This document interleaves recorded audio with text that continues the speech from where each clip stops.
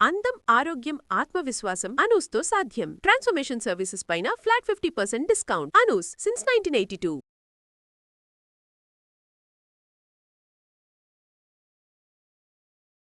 నమస్తే రమగారు. నమస్తే జయ.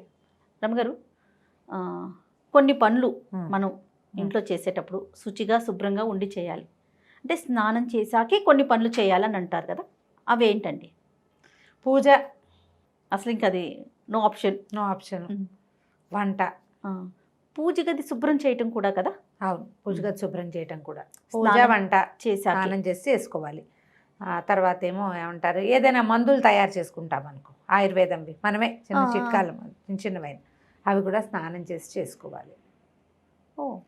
ఎవరినైనా వెళ్ళడానికి, ఎవరినైనా చూడడానికి, వాటికి కలవడానికి వెళ్ళేటప్పుడు, పసిపిల్లల్ని, పెద్దవాళ్ళని, దేవాలయాలకు వెళ్ళేటప్పుడు స్నానం నియమం, సాధారణ నియమం చేయాలి. ఇప్పుడు స్నానం చేసి చేసుకుంటాం. స్నానం చేయకుండా ఎవరు చేస్తారండి అని వెంటనే 100 మెసేజ్లు వస్తాయి మనకి. చేస్తారు, ఖచ్చితంగా చేస్తారు. స్నానం చేయకుండా ఎవరింటికైనా వెళ్ళేటప్పుడు స్నానం చేయకుండా వెళ్ళకూడదు. పూర్వకాలంలో ప్రయాణాలకి బయలుదేరేటప్పుడు కూడా స్నానం చేసి బయలుదేరమని ఒక నియమం ఉండేది. సాయంకాలం బయలుదేరితే అక్కర్లేదు, కానీ ఉదయం నిద్ర లేచాక ప్రయాణం అయ్యేవాళ్ళు ఇంట్లో నీళ్ళు పోసుకుని వెళ్తే మంచిది. అట్లా వెళ్ళేవాళ్ళు కాదా రమ్మగారు? అట్లా ఉండేదా? అంటే వెళ్ళేవాళ్ళు, అలా చేసేవాళ్ళు, తప్పకుండా స్నానం చేయాలి. ఇప్పుడు ఏముంది, పొద్దున్నే కారు ఎక్కేస్తాం, పిల్లలు పాచిమహాల్తో ఎక్కేస్తారు, వెళ్ళాక అక్కడ ఎక్కడో చేస్తాం స్నానం కదా, అలా చేస్తాం కదా. చెయ్యవు రమ్మగారు, నువ్వు చెయ్యవు, చేసే వెళ్ళాలంతే. అదే ఏమైనా సరే, అంతే ఏమైనా సరే మా నియమం, మేము దీపారాధన చేసే వెళ్ళాలి అంతే. ఖచ్చితంగా స్నానం చేయాలి, దీపం పెట్టాలి. బీరువా కూడా తీయం కదా రమ్మగారు కదా. అవును. ఇప్పుడు ఈ పచ్చళ్ళు ముట్టుకోవటము, తర్వాత ఉప్పు, పసుపు, కుంకాలు అవి దాచిపెట్టుకునేవి తీయటాలు, వాటన్నిటికీ కూడా స్నానం చేస్తే ఒక శుద్ధి ఫీలింగ్ మనకి అలవాటు ఇది. ఇప్పుడు స్నానం చేయకుండా వంట చేసేవాళ్ళు లేరా అంటే బోళ్ళంత మంది కొల్లలు ఉన్నారు. అవును. ఈ పొద్దున్నే ఉద్యోగాలకు పరిగెత్తే వాళ్ళు ఊరికి ముందు స్నానం చేసి మంచి బట్టలు కట్టుకుంటే ఎలాగా, స్నానం చేశాక ఇల్లు ఎలా తుడుచుకుంటాం, స్నానం చేశాక బట్టలు ఎలా ఉతుక్కుంటాం, అవన్నీ పనులు అయ్యాక స్నానం చేస్తాం. వెసులుబాటే చేయాలి. నియమం అయితే మాత్రం చేయాల్సిందే. మీరు ఒక నియమం పెట్టుకుంటే, మనం పెట్టుకుంటే, మామూలుగా మన జీవితంలో ఏదైనా నియమం పెట్టుకుంటే ఆ లైఫ్ స్టైల్ వేరేగా ఉంటుంది. స్నానం మన నియమం. పొద్దున్నే స్నానం చేసే వంటింట్లోకి ప్రవేశించే వాళ్ళు 50% ఉన్నారు ఇప్పటికీ మన దగ్గర. నేను పాలు గీలు పెట్టేసుకుంటాను, స్టవ్ మీద పెట్టేస్తాను. స్టవ్ ముట్టుకోవడానికి స్నానం చేయాలన్న నియమం నాకు లేదు. ఆ స్టవ్ వేరు, ఆ తర్వాత వంట చేసుకునేటప్పుడు మళ్ళీ ఒకసారి స్టవ్ తుడుచుకుని వంట చేసుకుంటాం. మాకు పాలకి వాటికి అంటు ఫీలింగ్ నాకు లేదు, నా ఉద్దేశం అదేలేండి. నా ఉద్దేశం అదే. పాలకి వాటికి ఏం పర్వాలే, పాలు కాఫీలు పొద్దున ఏదైనా ఉప్మా చేసి అవి ఇవి కింద పడి, పొంగల్ చేసి కింద పడితే మళ్ళీ దేవుడి కోసం ఏదైనా చేయదలుచుకున్నప్పుడు, మామూలు వంటకు కాదు, దేవుడి కోసం చేసుకోవాలంటే మళ్ళీ ఒకసారి స్టవ్ కడుక్కుని గట్టు కడుక్కుని చేస్తారు, చేసుకుంటాం. ఇవన్నీ ఏంటంటే అలవాట్లు, నియమాలు, పద్ధతులు ఇళ్లల్లో ఉన్నవి. మీరు అన్నట్లుగా నియమం అని పెట్టుకుంటే రమ్మగారు ఎప్పటికీ చేయాలి కదా. మనకు అది వీలవ్వచ్చు, వీలు కాకపోవచ్చేమో. ఎప్పుడైనా ఒకసారి వీలు కాకపోతే భగవన్ నామస్మరణ చేసుకుని వదిలిపెట్టాలి. చచ్చిపోయినా సరే అనుకోకూడదు, ప్రాణం పోయినా సరే అని అనుకోకూడదు. కానీ నియమం పెట్టుకుని పనిచేస్తే కొన్ని విధానాలు ఎప్పుడు బాగుంటాయి జయ. లేవగానే బ్రష్ చేసుకోవటం చకచక, తర్వాత ఏ బాత్రూములు కడగదలుచుకుంటే నిద్ర లేవగానే బాత్రూమ్ కడుక్కునే ఫ్రెండ్స్ ఉన్నారు నాకు. రోజు బాత్రూమ్ కడిగేవాళ్ళు, కడిగేసి స్నానం చేసేస్తారు. ఆ తర్వాతే కాఫీలు, టిఫిన్లు, ఇంకోటి. ఓకే. పిల్లలు స్కూల్కి వెళ్ళే పిల్లలు ఉన్న వాళ్ళకి ఎలా కుదురుతుంది అంటారు, వాళ్ళకి స్నానం గంట పట్టదు, అంతే 5 నిమిషాలు స్నానం చేస్తారు. వీళ్ళకి నూనె రాసుకుందామా, సున్నిపిండి పెట్టి తోముకుందామా, పసుపు తెచ్చుకుందామా, అదేదో చేద్దామా, ఒంటికి స్క్రబ్ చేద్దామా, ఈ వ్యవహారాలన్నీ ఉన్న వాళ్ళకి ఈ నియమాలు కుదరవు. అవును, నియమాలు కుదరవు. స్నానం చేయకుండా వంట చేస్తే ఏదో కొంప మునిగిపోతుంది అన్నది మాత్రం నేను చెప్పలేను జయ. కానీ స్నానం చేసి వంట చేసుకుంటే బాగుంటుంది. పని చేసుకునేటప్పుడైనా కూడా స్నానం చేస్తే ఒక ఫ్రెష్ ఫీల్ వస్తుంది. ఇప్పుడు ఇల్లు ఉడుచుకోవటము అవన్నీ పనులు ఉంటాయి. పని వాళ్ళు ఉన్నారనుకో, అవన్నీ వాళ్ళు ఎవరో పని మనిషి వచ్చి ఇల్లు ఉడుస్తుంది, వాకిలు ఉడిచి ముగ్గేస్తుంది, గిన్నెలు తోమేస్తుంది, స్టవ్ కట్టదే ఖాళీగేస్తుంది, లేదా రాత్రి నేనే చేసేసుకున్నాను అని అనుకునే విధానం అయితే చేసేయచ్చు. అలా కాకుండా ఈ 4 పనులు చేసుకోవాల్సిన అమ్మతల్లుళ్ళు పాపం తెల్లారే స్నానం చేయండి లేకపోతే మంచిది కదని రమారావు గారు చెప్పారంటే అలా ఎలా కుదురుతుంది? పని చేసుకోవద్దు, ఎవరు చేస్తారు? ఆవిడ వచ్చి చేస్తుందా అని నన్ను కూడా కలుపుతారు అందులో తిట్లలో. పని చేసుకుని వంట చేసేటప్పుడు కొంచెం కొంచెం. శుభ్రంగా, అంటే ఇప్పుడు మనం వాకిలి ఊడ్చి ఇల్లు ఊడ్చి బాత్రూమ్ గడిగి లేదా బాత్రూమ్ కడకపోయినా బట్టలు జాడిచ్చి అదే బట్టలతోటి వంట చేస్తే శుభ్రత ఉండదు కదా. అవును, అవునా? ఖచ్చితంగా. ఈ పాయింట్ని మనసులో పెట్టుకోండి. వంటకి శుచి శుభ్రత 2 అవసరం. కూరగాయలు కడుక్కోవాలి, శుభ్రంగా కడుక్కోవాలి, చేయాలా? మరి అది వంట దగ్గర నుంచుంటాం, గట్టు గట్టు మన బట్టలు నిన్న రాత్రి మన సాయంకాలం వేసుకున్నవి అలాగే పడుకుని లేస్తాం. కొంచెం చిన్నపిల్లలు ఉన్న వాళ్ళు అయితే మధ్యలో పిల్లలు పిసులు పోసే వ్యవహారాలు కూడా ఉంటుంటాయి. బాత్రూంలోకి వెళ్తాం, పిల్లల బాత్రూంలోకి వెళ్తాం, మన కోసం బాత్రూంలోకి వెళ్తాం. కొంచెం చిన్న వయసు వాళ్ళైతే రాత్రి భర్తలతోటి ఉంటారు. ఇది తప్పని వ్యవహారాలు కదా ఇవన్నీ.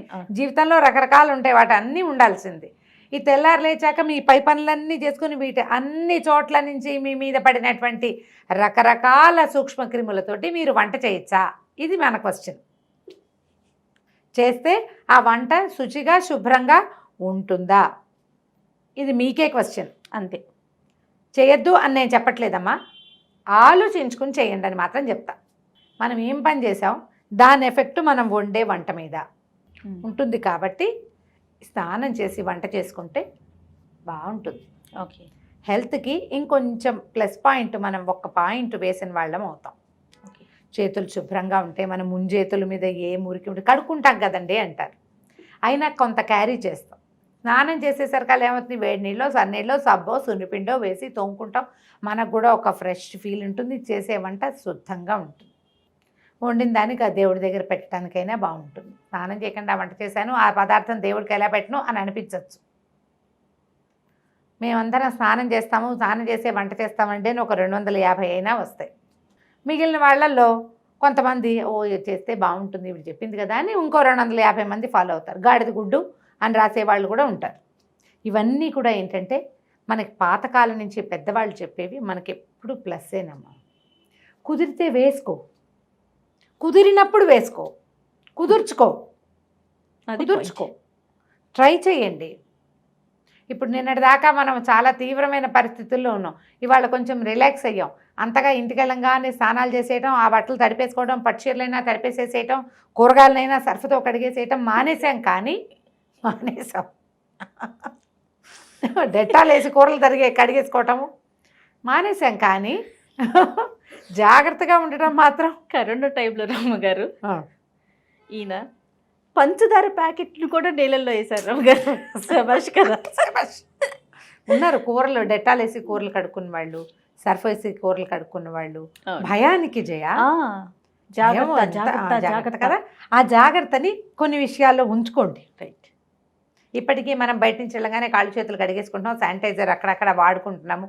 కొన్ని చోట్లైనా మరీ గుంపుగా ఉన్నారంటే గబుక్కుని మాస్క్ వేసుకుంటున్నాము కదా. అట్లాగే ఈ శుభ్రంగా స్నానం చేశాక వంట చేసుకోండి.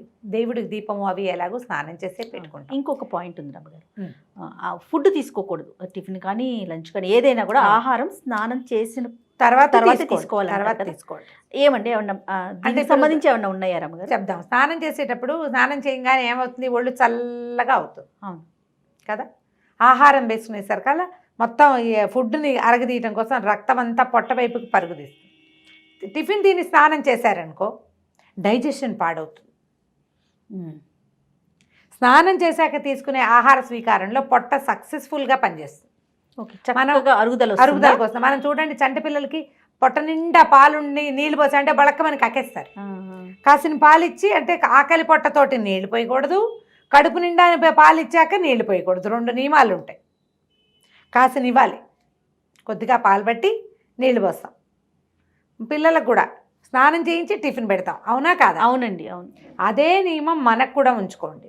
ఇంకా కొంచెం పెద్ద ఏజ్ మేనపాజ్లు అవి వస్తాయి ఆడవాళ్ళకి, డైజెషన్ ప్రాబ్లమ్స్ చాలా వస్తాయి. వీళ్ళు స్నానం చేశాకే టిఫిన్ తినటం మంచిది. టిఫిన్ తిని వెంటనే నీళ్ళకి వెళ్ళపోకండి, అది మంచిది కాదు. ఎందుకంటే మనం ఏం చేస్తాం, నీళ్ళతోటి బాడీ బ్లడ్ ప్రెషర్ ఈ సర్క్యులేషన్లో ఇవి మార్చేస్తాం. స్నానం వల్ల ఒళ్ళంతా తోముతాము, నీళ్ళు పోసుకుంటాం, వేడిపో చల్లబో ఏవో పోస్తాము, బాడీ చల్లబడుతుంది. అవును. మనకు కావాల్సింది ఏంటి, పొట్టలో హీట్ ఉండాలి. ఆ వేడే కదా మీకు ఆ అన్నాన్ని కరిగించేది ఫుడ్ని.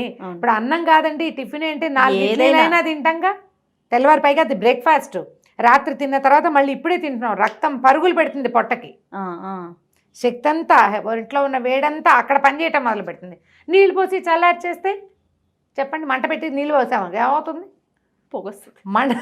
అది మంట పెట్టి దాని మీద నీళ్లు పెట్టాలి, దాంట్లో పెట్టకూడదు. మనం పుట్టినప్పటి నుంచి నేర్చుకుంటూనే ఉన్నాం కదా, కొత్త కూరలు నేర్చుకుంటాం, కొత్తవేవో టిఫిన్లు నేర్చుకుంటాం, హెయిర్ స్టైల్ మారుస్తాం, చీరకట్టు మారుస్తాం, అన్ని ఏమీ మారకుండా అలాగే ఉన్న వాళ్ళు కూడా కొన్ని కొత్త కొత్తవి ఇంప్లిమెంట్ చేస్తారు. నేర్చుకుంటూ ఉంటాం కదా కదా, చచ్చేదాకా నేర్చుకోవాల్సిందే. ఏదో ఒక మంచి విషయం మనకి తెలియంది లేదా తెలిసినా మనకి ఆచరించడం కుదరంది కొంచెం చిన్న చిన్న మార్పులు చేసుకుంటే హెల్తీ లివింగ్కి ఇవన్నీ హెల్ప్ చేస్తాయి. తప్పకుండా అండి. నమస్తే రమగారు. నమస్తే.